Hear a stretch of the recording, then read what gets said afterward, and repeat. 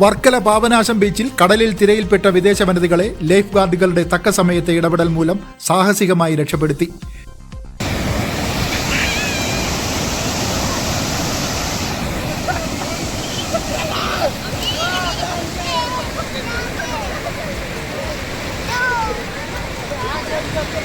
ഇന്ന് വൈകുന്നേരം 6 മണിയോടുകൂടിയായിരുന്നു സംഭവം നടന്നത്.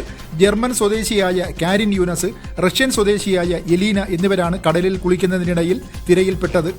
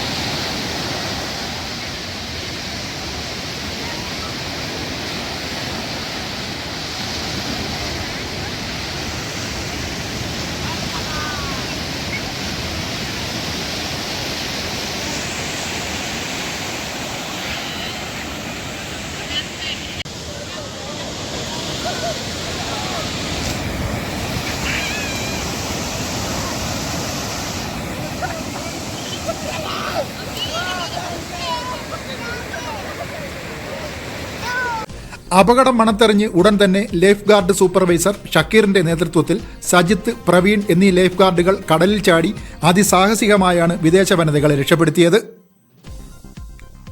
News desk, Varkala media.